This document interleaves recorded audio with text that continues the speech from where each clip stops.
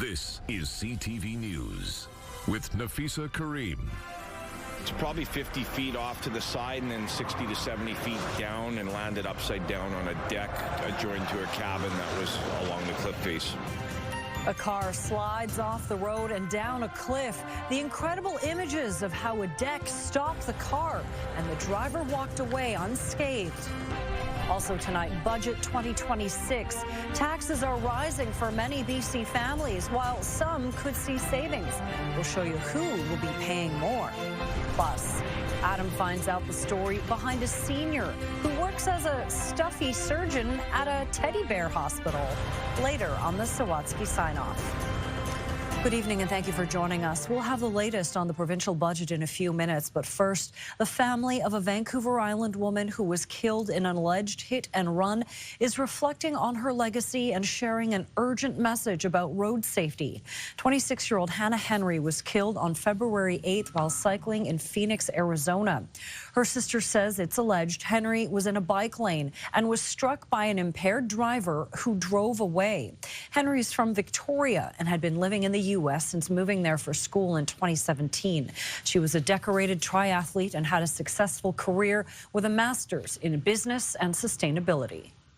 Hannah always had everything together, and so thinking about those things, but then also just being able to add fun things into her daily routine as well.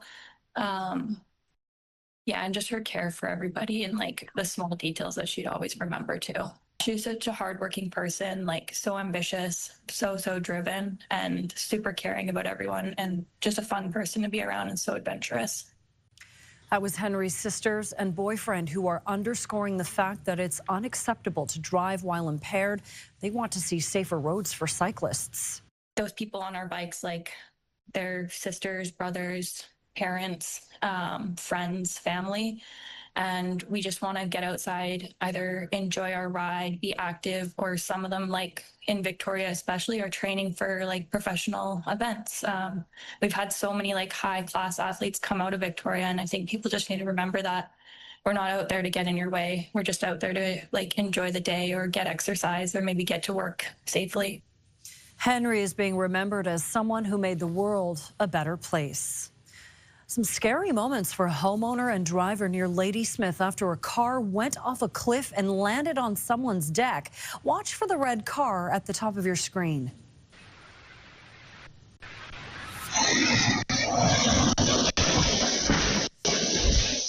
Home security video captures the moment that car went off the road along Brenton Page Road in Ladysmith just before 5 in the afternoon Saturday. Central Island Towing figures the vehicle plummeted about 21 meters down the cliff, landing upside down on the deck of a cabin. According to neighbors and Central Island Towing, the driver walked away from the incident. Now, to mitigate more damage, the tow company brought in a crane company to extract the vehicle the next day. Just some angles, trees, and so forth. It would have been traditionally bringing it up with a wrecker would have even using a heavy-duty one would have done a fair bit of property damage. Well, shout out to whoever built that deck. It does have to go, though. The owner of the cabin tells CTV News it will be most likely entirely replaced.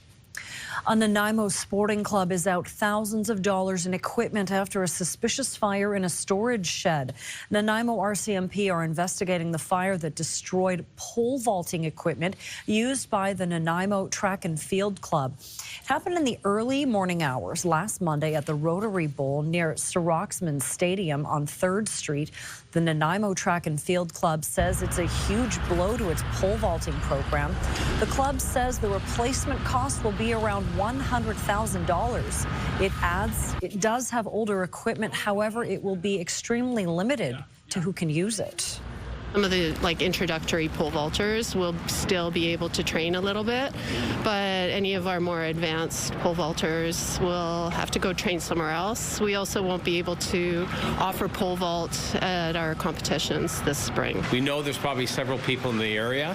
What we're looking for is any suspicious activity. Somebody running from the area, sounds, a car, bicycles, whatever it is. If you have any information about this fire, you are asked to contact Nanaimo RCMP's non-emergency line. BC's finance minister has unveiled the province's 2026 budget today, one that hikes taxes and delivers a record-breaking $13 billion deficit that will affect many families. The base income rate on the lowest tax bracket will increase by about 0.5%, increasing an average of $76 for about 60% of tax filers. The province expects the change to generate $800 million in revenue. The budget also includes provisions for lower earners with tax credits. People earning under $149,000 will continue to pay the lowest personal income taxes in the country. Budget 2026 includes a change to the first income tax bracket of about 0.5 percentage point. Will offset the extra costs for lower income earners by increasing the BC tax reduction credit. Despite the tax hike, the province says BC will still have the lowest income tax rate amongst all other Canadian provinces. BC also plans to cut 15,000 public sector jobs over the next 3 years and delay construction of several key projects, including long-term care facilities, student housing, and parts of Burnaby's hospital and cancer facility redevelopment. The eastbound lane of the Bay Street Bridge from Vic West into Rock Bay is now closed as work is about to get underway on the bridge's remediation. The lane will be closed for the entire 4-month project that'll see the expansion joints on the crossing replaced. The westbound lane into Vic West will stay open throughout the project, and detour signs have been set up, notifying drivers that the Johnson Street Bridge is your best option getting into Victoria's core. The city says changes have been made to the Johnson Street Bridge to hopefully alleviate congestion on that crossing. One of the things that we're doing is we've made changes to the traffic signal timing at the Johnson Street Bridge, and we're going to continue to monitor that as construction progresses and continue to make changes as required. We're also working on other projects in the city and trying to minimize disturbances and other impacts. The city says tonight and tonight only, the entire Bay Street Bridge will close at 9 p.m. for 4 hours to allow crews to stage the equipment necessary to complete the project. After that, the westbound lane will reopen for good. The Bay Street Bridge was built in 1957, and this work is meant to extend its life. The North Island First Nation has become the majority owner in a large whale watching and adventure tourism business. Weewakam First Nation says it is now the primary operator of the Campbell River Whale Watching and Wild Coast Adventures Company. The nation says acquiring the company is a major step in its broader economic sovereignty strategy. It already owns the marina the company operates out of. The nation says the transaction is an example of reconciliation and plans to begin incorporating history and storytelling into its whale watching, grizzly, and kayaking tours. Advancing into more on the operator side and the visitor experience, and being able to share our culture, our language, our stories of the places and the names we have of our territories, something really important and special to us. Not to mention a rewarding career pursuit for many of our younger people that have a strong, they're very proud in their strong cultural identity. Revenue from the business will go towards community programs, infrastructure, and social programs within the nation. Well, the Lunar New Year is here, and in Victoria, preparations are underway for a major weekend celebration, ushering in the Year of the Fire Horse. The annual celebrations and parade are happening in Canada's oldest Chinatown this Sunday from 11:30 a.m. to 3:30 p.m. The Year of the Fire Horse is expected to bring passion and energy, much like the festivities, which includes dancing, firecrackers, and plenty of food along Fiskard Street. It's all about the food. It's all about the food. You know, there's nothing better than gathering with friends and family, sharing a nice drink, sharing some good meal, have a good laugh. As I always said, Chinese New Year to me is Christmas, Thanksgiving, and Easter all rolled into one over 2 weeks.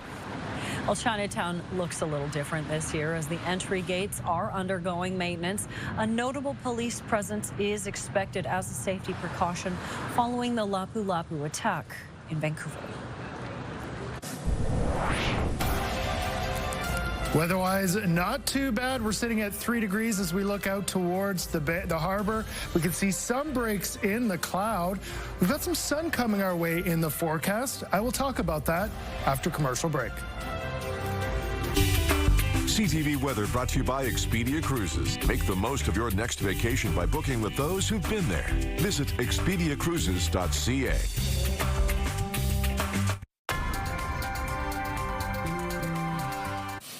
Josh is off this week. Corey Adel is here with the weather. What are we serving up today?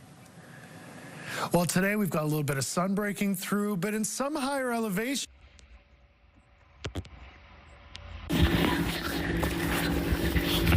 No, they're having to scrape it off the vehicles, but enough that even Charlie, I don't have it there, but Charlie was able to make a bit of a snowman. So it was some good, sticky, wet snow. We're done with that for a while. What we have coming our way in the forecast is going to be some sun over the next couple of days. As we take a look at current conditions, Victoria and Nanaimo, 3 degrees, Port Alberni, 5, Comox, 5, and Port Hardy, 5. Wind on the lighter side, although it is a little bit stronger for Comox. We are seeing some scattered showers through southern northern shores of the island into the higher elevations, a bit of a rain-snow mix. As we take a look at the futurecast, that'll be the case as we go throughout the evening, but some clearing on northern areas of the island as we head into the early morning hours. As far as tomorrow for Wednesday, southern coastal regions up towards Tofino, we could see some scattered showers as you head into the higher elevations, possibly a bit of a rain-snow mix at times as well. But we will see some breaks in the cloud. And then as we head into Thursday, lots of sun throughout the whole island, which will be quite nice. North Island, as we go throughout tomorrow, 4 for a high. In the morning, though, we could see some wet flurries, and then we see some breaks in the cloud. Thursday looks quite nice. Enjoy that. A lot of rain in the extended forecast. Next weekend, it does look like scattered showers. As we take a look at the inland areas, into the afternoon, we could see a bit of a rain-snow mix, especially into the higher elevations. A few breaks in the cloud, but more sun on Thursday. As we head into the weekend, a little bit warmer, but with that warmth, we're going to be seeing some rain and showers as we go throughout late Friday into the weekend. For the West Coast, also in the morning, a chance that we could see a bit of a rain-snow mix. We will see some breaks in the cloud as we head into the afternoon. And then as we head into Thursday, mainly sunny, a high of 6. Rain and showers, expecting that as well, with highs of around 8 for Saturday, Sunday. So at least it's going to be a bit on the warmer side as we head towards the weekend. For Comox, slight chance of a rain-snow mix, a few breaks in the cloud, lots of sun for Thursday. A little bit cooler at 3. Temperatures do pick back up, but again, it looks like rain as we go throughout the weekend. So headed towards Nanaimo. Very similar situation, lots of sun on Thursday, rain as we go throughout the weekend. Temperatures for Saturday, Sunday, 7 and 5. As we take a look at Victoria's forecast, as we go throughout the afternoon, a slight chance of scattered showers. As we head into the evening for tomorrow, chance we could see some showers, possibly some wet flurries, 5 for a high, but we will see some breaks in the cloud. And then overnight heading into Thursday, the cloud breaks, lots of sun, 4 for a high. A little bit chilly in the mornings, around -1, 5 for Friday, and then Saturday, Sunday, looks like a chance of showers for both days. Temperatures in the high single digits. So not too bad. We've got a lot of sun coming our way. Do enjoy it. As we head towards Friday and the weekend, throughout much of the island, we will see a return to some wetter conditions. CTV Weather is brought to you by Expedia Cruises for air, land, and sea vacations. All right, thanks, Corey. The Prime Minister has officially launched a multi-billion-dollar Canada First buy and build defence industrial strategy today that promises contracts to Canadian firms and over 100,000 jobs to Canadians. CTV's Quebec Bureau Chief Geneviève Beauchemin reports from Montreal, where Mark Carney made the announcement. Prime Minister Mark Carney says Canada has for too long relied on geography and others to protect the country, that his plan overhauls that strategy in a changing world. It means building a domestic defense industrial base so we are never hostage to the decisions of others. Others, including the U.S. Still, Carney insisted his strategy to arm the military and boost Canada's defense industry would be complementary, not in competition with American defense supply chains. Its framework is simple. Build, partner, buy.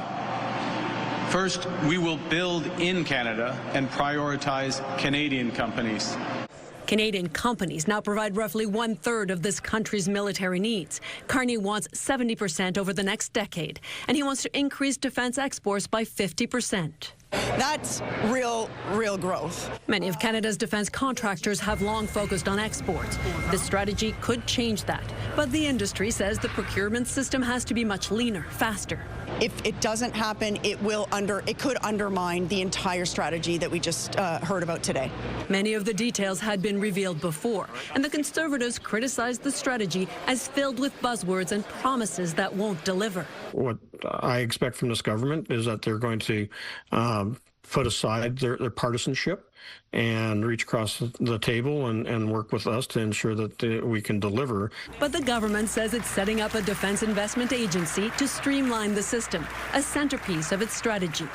CAE is the world's largest simulator provider. Half of its business is for civil use, half for defense, most of it for now exported.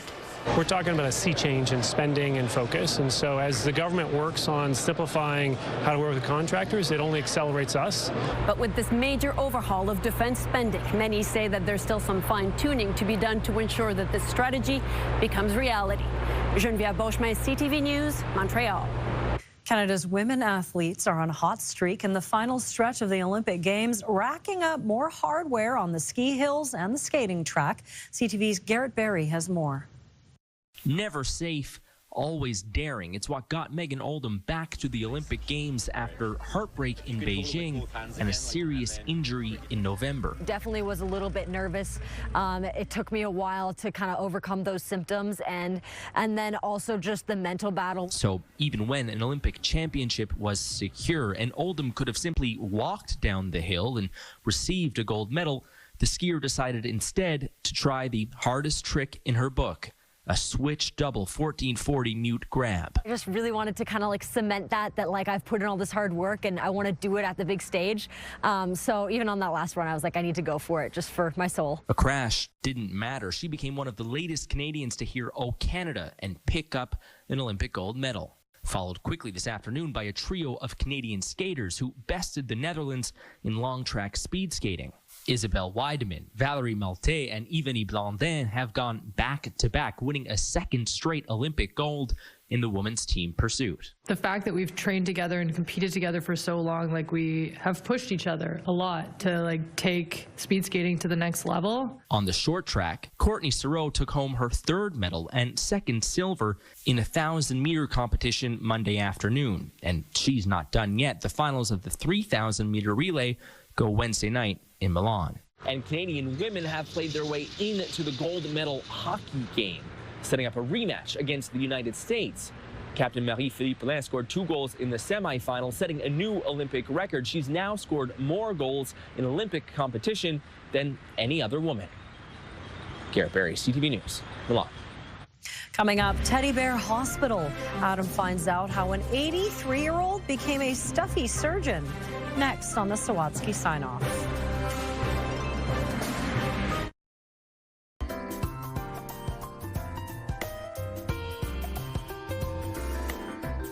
Finally, Adam finds out how a grandfather and a unique doctor are working to ensure a fuzzy family heirloom continues cuddling for generations to come on the Sawatsky Sign-Off. While Daniel Brown waits to see the doctor, he introduces us to the patient. We think he's about 115 years old. Since Daniel's grandfather first bought a toy bear for his children, Big Teddy has been passed down through 5 generations. Well, I just remember that he was big and reassuring. Daniel's daughter did too. And now Big Teddy attends tea parties with Daniel's granddaughter. He's been adored by a lot of people. But all that love had taken its toll. So Daniel brought him to a stuffy specialist. I'm Dr. Ruth. Ruth Hassman grew up being the doll-loving daughter of a human doctor who considered nursing before embarking on a career crafting bears, which led to this retirement job, rehabilitating them. And now I'm a surgeon. Now, Ruth operates a teddy bear hospital out of her dining room, where she's performed more than 1,000 surgeries. I do cataracts, give you new joints, facelifts. And a lot of clients will say, oh, gee, I'd like to have a facelift. Can you do that too? And Dr. Ruth's home is filled with all sorts of plushy parts, so she can refurbish stuffies of all ages. But at 115, Big Teddy is her oldest patient ever. So it's an excitement and it's a challenge. While Big Teddy's diagnosis was dire, Dr. Ruth was determined. Before performing a long list of procedures that included constructing new joints, replacing old straw stuffing, and refurbishing a broken voice box. But the best sound of all? Oh my gosh, look at him. Is hearing how humans react to her work. You know, I'm certain I've never heard him growl before. I hope he's just saying he's happy to see me. My heavens, yes, yes. I'll bet you feel a lot better, old boy. And because no matter how old we get, our inner child never stops benefiting from an unconditional cuddle, Dr. Ruth has no plans to retire, despite being almost 83. Because I love it. And something good that I can give back to a person. So Big Teddy can keep paying all this love forward for another century or more. Adam Sawatsky, CTV News, Vancouver. The Sawatsky Sign-Off, brought to you by Coastal Community Credit Union. Bank happy at Coastal Community Credit Union. Keep it up, Dr. Ruth. That is it for CTV News Vancouver Island. Thank you so much for joining us. Good night.